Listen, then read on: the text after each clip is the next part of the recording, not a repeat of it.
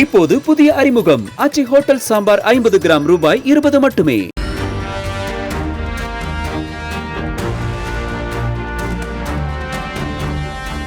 இந்தியாவில் ரயில்களில் பயணிக்கும் ராஜநாகங்களால புதிய ஆபத்து பற்றி விஞ்ஞானிகள் எச்சரிக்கை விடுத்திருக்காங்க. குறிப்பாக சொல்லணும்னா கோவாவுக்கு ரயில்கள் மூலமாக ராஜநாகங்கள் வந்திருக்கலாம்னோ, இருப்பு பாதைகளில் உணவு கழிவுகள் போன்றவற்றை வீசக்கூடாதுன்னோ, வனப்பகுதிகளில் ரயில்களை நிறுத்த வேண்டாம்னோ ஆய்வுகள் சொல்லியிருக்கு. இது பற்றி அலச இணைகிறார் சிறப்பு செய்தியாளர் Ranjith. Over to you Ranjith. வணக்கம் நேயர்களே. கோவா இந்தியாவின் மினி தாய்லாந்து அல்லது பார்ட்டி நகரம் என்று அழைக்கப்படும் பெருமைக்குரியது.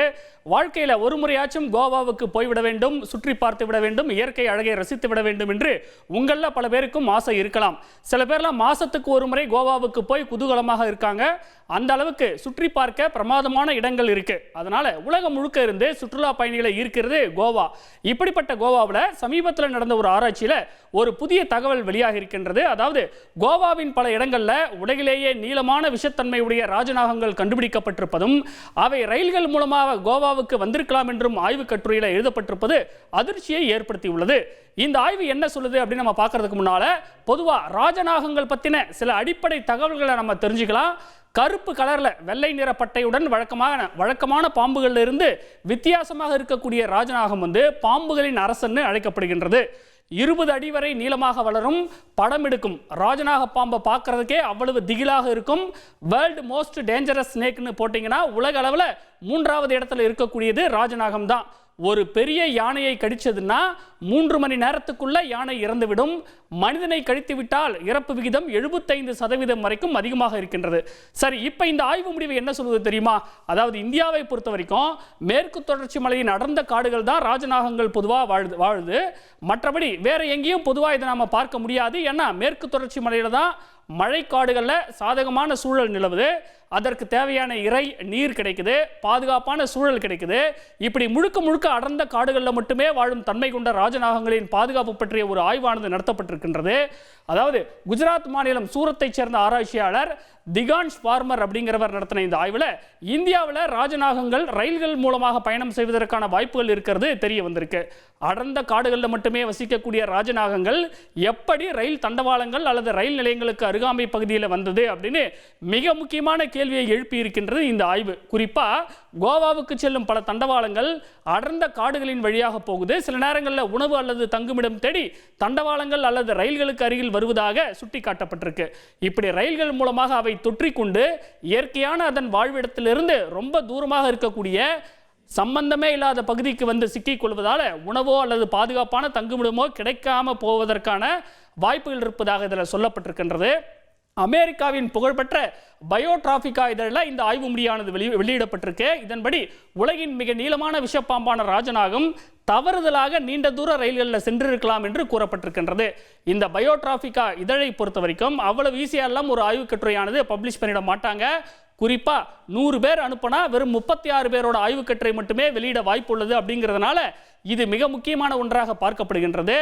திகான்ஷ் பார்மர் சர்வதேச விஞ்ஞானிகள் குழுவுடன் இணைந்து கோவாவில் 47 ராஜநாகங்கள் கண்டுபிடிக்கப்பட்ட இடங்களை ஆய்வு செஞ்சார். இதில் 18 இடங்கள் வடக்கு கோவாவிலையும் 29 இடங்கள் தெற்கு கோவாவிலும் இருக்கின்றது. 2002 முதல் 2024 வரைக்கும் மொத்தம் 120 ராஜநாகங்கள் கோவாவில் மீட்கப்பட்டிருக்கின்றது. இதில் 47 இடங்கள் ரயில்வே பகுதியை சுற்றியே இருந்ததான். ஒரு பாம்பு ரயில் நிலையத்தின் தண்டவாளத்திற்கு அருகிலேயே கண்டெடுக்கப்பட்டதாக சொல்லப்படுகின்றது. கர்நாடகாவிலிருந்து கோவாவுக்கு செல்லும் ரயில்கள் பெரும்பாலும் கர்நாடகாவின் காசில் ராக் பகுதியிலிருந்து வருது. இது அடர்ந்த காடுகள் இருக்கக்கூடிய இடம். அங்கு ராஜநாகங்கள் அதிக அளவில் காணப்படுவதாக சொல்லப்படுகின்றது. காடுகள் நிறைந்த மலைப்பகுதி ரயில் நிலையங்களில் எலிகள் அல்லது பிற உயிரினங்களை வேட்டையாடும் போது ராஜநாகங்கள் சில நேரங்களில் சரக்கு ரயில்கள் அல்லது பயணிகள் ரயில்களில் ஏறி இருக்கலாம். அதன் பிறகு தன்னை அறியாமலேயே அவை கோவா மாதிரி சம்பந்தமே இல்லாத இடத்துக்கு வந்திருக்கலாம் என்று இந்த ஆய்வானது புதிய வாதத்தை முன்வைக்கின்றது. குறிப்பாக தானியங்கள், பழங்கள் அல்லது உணவுப் பொருட்களின் கழிவுகள் காரணமாக ரயில்வே பகுதிகளில் எலிகள் அதிக அளவு வசிக்கின்றது. அங்கேயே எலிகளின் வாழிடங்களும் இருக்குது. இவை பொதுவாக பாம்புகளுக்கு இரையாகுது இல்லையா? மழைக்காலங்களில் மழை வெள்ளம் ஏற்படும் போது தண்டவாளங்களில் நீர் நிரம்பி இருக்கின்றது. அப்போது பாதுகாப்பான தங்குமிடத்தை தேடி ரயில்களுக்குள்ளும் பாம்புகள் வந்து தஞ்சம் புகுந்திருக்கலாம் என்று சொல்லப்படுகின்றது. அதனால வனப்பகுதியில் தேவையில்லாமல் ரயில்களை நிறுத்தக்கூடாது, ரயில் பெட்டிகளில் மீதமுள்ள உணவுகளை வைக்கக்கூடாது அப்படின்னு ஆராய்ச்சியாளர்கள் வலியுறுத்தி இருக்கிறாங்க. பாம்புகள் ரயில் தண்டவாளங்களுக்கு வர வேண்டிய ஒரு கட்டாயத்துக்கு ஆளாகாதபடி காடுகள் அழிக்கப்படுவதை தடுக்க வேண்டும் அப்படின்னும் இந்த ஆய்வு முடிவில் வலியுறுத்தப்பட்டிருக்கின்றது. இந்த நேரத்தில் நம்மிடையே ஓய்வு பெற்ற ரயில்வே அலுவலர் திரு மனோகரன் நினைக்கிறார், அவரிடம் நாம் பேசலாம். சார் வணக்கம், இணைப்பில் இருந்தமைக்கு நன்றி. சார், இந்த ஆய்வு முடிவை எப்படி புரிஞ்சுக்கலாம் சார்? இந்த ஆய்வு முடிவில் உண்மைகள் இருக்கிறது. ஏனென்றால் மட்கான் ரயில்வே ஸ்டேஷன் தான் கோவாவுடைய முக்கியமான ஒரு டூரிஸ்ட் ஸ்பாட்டுக்கு போறவங்க மட்கான் போய் தான் கோவாவுக்குள்ளே போவாங்க. இந்த மட்கானுக்கு போற பாதைகள் வந்து நம்ம சென்னையில இருந்து போறவங்க ரேணிகுண்டா போய் ரேணிகுண்டால இருந்து மட்கான் போய் போவாங்க. அந்த பாதை ஒரு பெருமளவில் இந்த மாதிரி மலைப்பகுதிகள் இருக்காது. ஆனா அதே நேரத்துல கேரளால இருந்து போறவங்க மங்களூர் போய் மங்களூர்ல இருந்து ரோஹா ரூட், மகாராஷ்டிரா போற ரூட்டுல போவாங்க, டிராவல் பண்ணுவாங்க. அது முழுக்க கொங்கன் ரயில்வே பாதை.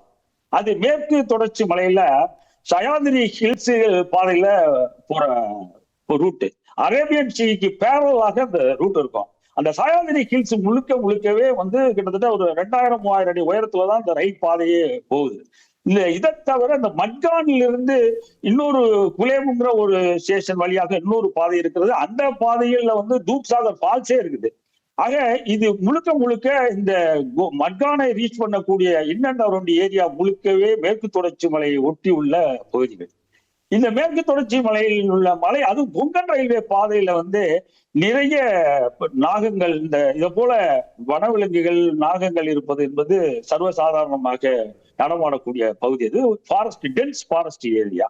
அதனால அந்த ஏற்கனவே ரயில்கள்ல வந்து சின்ன பாம்புகள், எலிகள்லாம் நம்ம ரயில் பெட்டிகள்ல பார்த்து பல இடங்கள்ல இந்த ட்விட்டர்ல எல்லாம் போடுவாங்க, வீடியோ எல்லாம் பார்த்து போனோம். ஆனா இது மாதிரியாக அந்த ஃபாரஸ்ட் ரூட்ல, அந்த ஹில்ஸ் ரூட்ல ட்ரெயின்கள் வந்து குறிப்பிட்ட இடங்கள்ல நின்றுதான் செல்லும். ஏன்னா அது வந்து சிங்கிள் ரூட், அதுல அந்த ரூட் போக முடியாது, அந்த ரூட்ல வந்து நின்றுதான் போகணும். அதனால அந்த ரூட்ல இருக்கிறவர்கள் நின்று போற ஒரே காரணத்தினால அவர்கள் வந்து இப்ப ஏறுவதற்கு பாம்புகள் வந்து சரக்கு ரயில்கள்லயோ அல்ல பயணிகள் ரயில்கள்லயோ கூட டிராவல் பண்ணி போடுவதற்கான வாய்ப்புகள் இருக்கு. அதை நம்ம மறுக்க முடியாது. அது ஒரு சில நாகங்கள் போய் பின்னாடி இனப்பெருக்கம் கூட அடைஞ்சிருக்கலாம். ரைட் சார், நீங்க சொல்றது புரிந்து கொள்ள முடிகிறது. இப்ப இந்த நேரத்தில் ரயில் பயணிகள் பொதுவா என்ன செய்யக்கூடாது சார்? ரயில் பயணிகள் வந்து என்ன செய்யக்கூடாதுன்னா, நம்ம ஜாக்கிரதையாக இருக்கணும். இன்னொன்னு, இந்த மாதிரியான டென்ஸ் ஃபாரஸ்ட் ரூட்ல போகும்போது கொஞ்சம் எச்சரிக்கையோட இருக்கணும். ட்ரெயின் நிக்கிற போது அந்த ஃபாரஸ்ட் ஏரியால கொஞ்சம் கவனக்குறைவாக இருக்கக்கூடாது. பாம்புகள் நடமாட்டங்கள், வனவிலங்கு நடமாட்டங்கள் கூட இருக்கக்கூடிய ஏரியா, அதனால எச்சரிக்கையாக இருக்கணும். இன்னொன்னு, உணவு பொருட்களை டிராக்ல தூக்கி போடக்கூடாது. அதற்காக எலிகள் வரும், எலி பின்னாடி பாம்பு வரும், பின்னாடி சில வனவிலங்குகள் வரும், அப்படிலாம் தொடர்ச்சி இருக்கு அதுல. அதனால வந்து பயணிகள் வந்து எப்போதுமே தேவையற்ற உணவுப் பொருட்களை டிராக்ல போடுவது, டிராக் ஓரத்துல வீசி எறிகிறது, அதுவும் குறிப்பாக அந்த பகுதிகளில் வீசி எறிவதெல்லாம் பேராபத்தானது. அது அங்கேயேதான் தேங்கி இருக்கும். அதெல்லாம் பாலித்தீன் பொருட்கள்லாம் போட்டு அப்படியே தான் கிடைக்கும். அது வந்து எடுக்கக்கூட ஆட்கள் இருக்க மாட்டாங்க. ரயில்வே நிர்வாகம் ஏதாவது நடவடிக்கை எடுக்குதா சார்? இப்படி ரயில் நிலையம் பக்கத்திலேயே இத்தனை பாம்புகள், அதுவும் கொடூர விஷத்தன்மையுடைய பாம்புகள் வந்து பிடிச்சிருக்கிறாங்கன்னு சொல்றாங்க. ரயில்வே நிர்வாகம் இதுக்கு பொதுவாக என்ன பண்ணுது? ரயில்வே நிர்வாகம் வந்து இந்த மாதிரியான விஷயங்கள்லாம் ரயில்வேக்கு இப்பதான் கவனத்துக்கு வருது. பாம்புகளுக்காக இதுவரை எந்த பிரத்யேகமான ஒரு நடவடிக்கைகளும் ரயில்வே எடுத்தது இல்லை. இனி பாம்புகள் இருக்கு அப்படின்னா, ரயில்வே பகுதிகளில் பாம்பு இருக்குன்னு சொன்னா கொஞ்சம் முன்னெச்சரிக்கையாக இது மாதிரி இருக்கா இல்லையா என்று ரயில்வே பராமரிப்பு இன்ஜினியர்கள்ட்ட சொல்லி கொஞ்சம் கண்காணிக்க சொல்லலாம். பாம்புகள் இருக்கும் இடங்கள் தெரிஞ்சாதான் இவங்க போய் அதுக்கு மேல நடவடிக்கை எடுக்க முடியும். ஏன்னா பாம்புகளை தேடி போய் செல்கிற அளவுக்கு ரயில்வே நிர்வாகத்தால அதுல ஈடுபடுத்த முடியும் என்பதெல்லாம் சாத்தியம் இல்லை. ஏன்னா பாம்புகள் இருந்தால் இருக்கிற இடத்துல அதை பாம்புகள் அப்புறப்படுத்துவதற்கோ அல்ல அதை பிடித்து மீண்டும் வன இலாக்கா இடத்துல ஒப்படைக்கக்கூடிய வேலைகளை தான் செய்ய முடியுமே ஒழிய பாம்புகளை தேடி செல்ல முடியாது. நன்றி சார். இணைப்பில் வந்து உங்களுடைய கருத்துக்களை பகிர்ந்தமைக்கு மிக்க நன்றி. நேயர்களே, தற்போது இந்த ஆய்வில் சுட்டிக்காட்டி இருப்பது, அதாவது கொங்கன் ரயில்வேவுக்கு உட்பட்ட, அதாவது மேற்கு தொடர்ச்சி மலைப்பகுதியை ஒட்டி இருக்கக்கூடிய அந்த ரயில்வே நெட்வொர்க், அந்த ரயில்வே தண்டவாளங்களை ஒட்டி இருக்கக்கூடிய அந்த பகுதியில் தான் இந்த விஷயங்கள் வந்து சுட்டிக்காட்டப்பட்டிருக்கிறது. அதனால பொதுவாக மற்ற ரயில்களில் பயணம் செய்யக்கூடிய ரயில் பயணிகள் தேவையற்ற அச்சப்பட வேண்டாம் என்பது குறிப்பிடத்தக்கது.